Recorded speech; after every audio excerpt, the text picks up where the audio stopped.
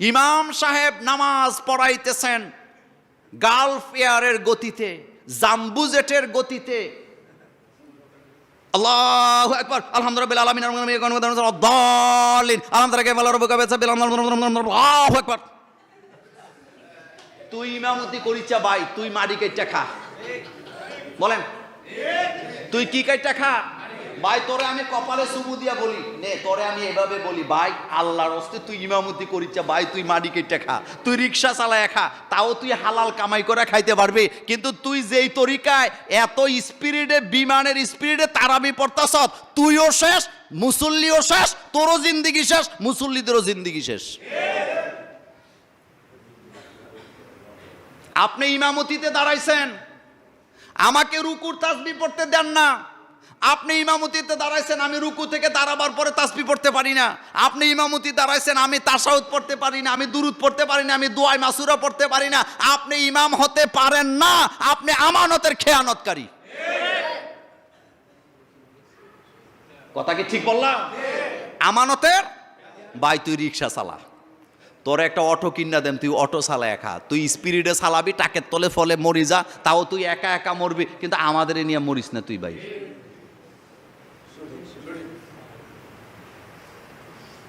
ধীরস্থিরভাবে তারাবি পড়তে হবে। আমাদের দেশে তারাবি নামাজের মানে ফতুয়া এটা সবাই জানে, তারাবি অর্থ তাড়াতাড়ি। তা আপনার কইছে টাকাটা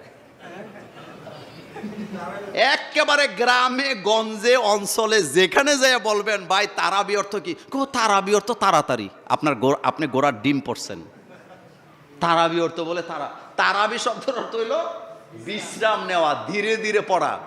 পড়বেন বিশ্রাম নিবেন, পড়বেন বিশ্রাম নিবেন। এমনি পড়লে দর্জনও পাওয়া যাবে না মসজিদে।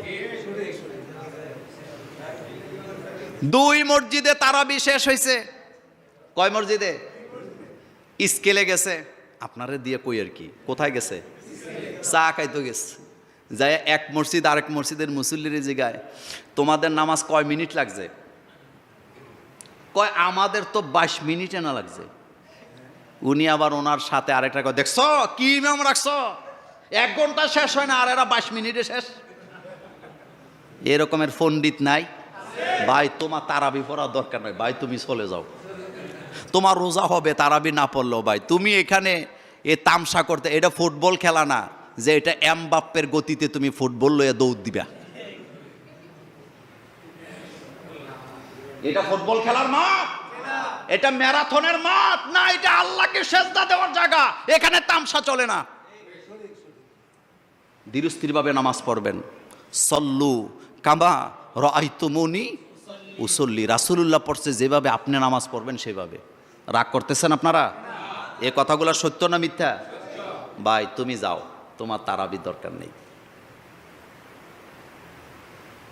অনেকে ফতুয়া খোঁজে, তারাবি নামাজ না পড়লে কি রোজা হবে? রোজা হবে না কেন? তারাবির সাথে রোজার কোনো সম্পর্ক নেই। দুইটা দুই হুকুম। আবার তারাবি বাদ দেওয়ার জন্য এই কথা বলি নেই, কিন্তু তারাবিটা যদি পড়েন একটু ধীরস্থিরভাবে পড়েন। এই তারাবি নামাজ নিয়ে একটা ধাক্কা ধাক্কি লাগাইয়া অসংখ্য মানুষকে তারাবি থেকে বিদায় করে দেওয়া হয়েছে। এটা বাড়াবাড়ি। এটা কি 100% এটা বাড়াবাড়ি।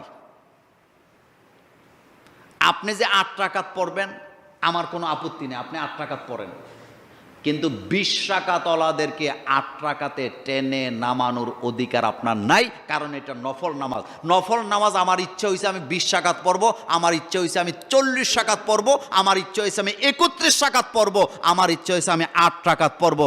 আপনি আমাকে ফতুয়া দিয়া নড়াচড়া করাবার ক্ষমতা আপনার নাই। কি যে একটা দ্বন্দ্ব চলতেছে, এক দলকে যা তারাবি পড়তাম না, এরকম হচ্ছে তো হচ্ছে। দুঃখজনক, কষ্টের ব্যাপার। রাসূল সাল্লাল্লাহু আলাইহি ওয়াসাল্লাম তারাবি নামাজ যেভাবে পড়েছেন আমাদের মতো পড়ে নাই।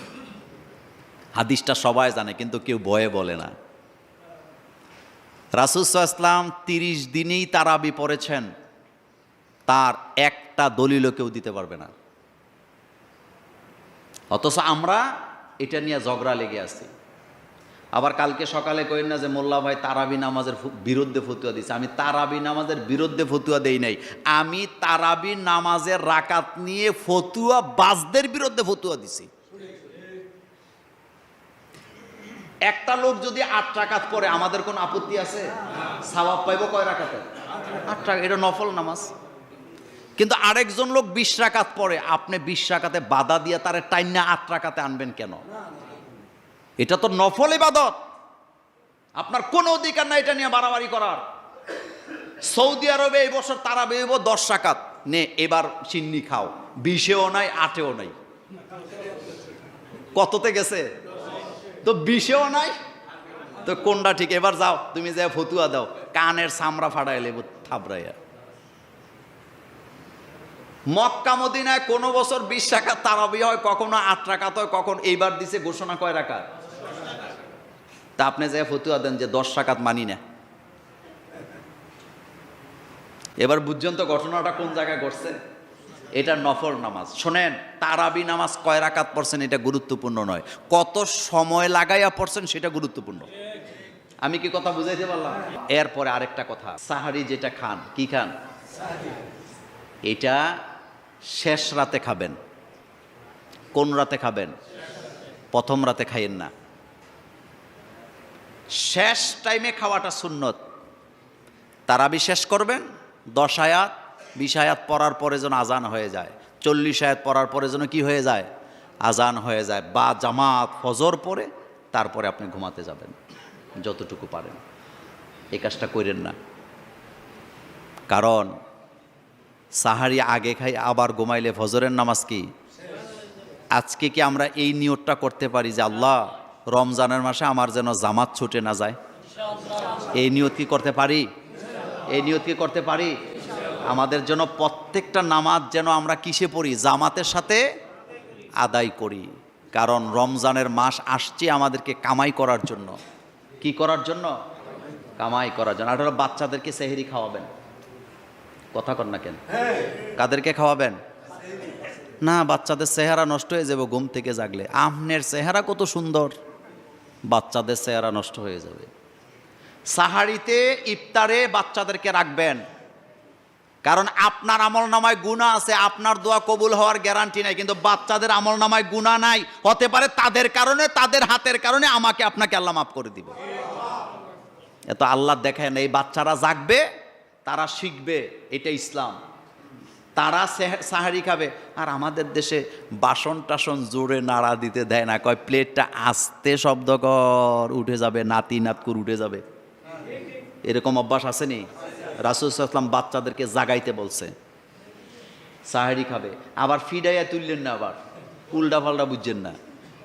ডাক দিবেন, উঠলে খাওয়াবেন, না উঠলে জোর করে উড়ানের দরকার নাই।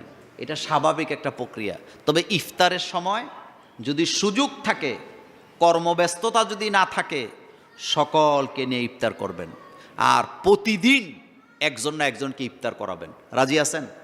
প্রত্যেক দিন কারো না কারো ঘরে ইফতার দিবেন। আমাদের দেশে কি করে জানেন? 27শে রমজান 25শে রমজানে ইফতারি দেওয়া হবে। তো জুমুরে 10 ফ্যামিলি আছে, 10 ফ্যামিলির সবাই একই দিনে সবাই ইফতারি দিছে, এবার এটি ডাস্টবিনে। এ কথাটা সত্য না মিথ্যা?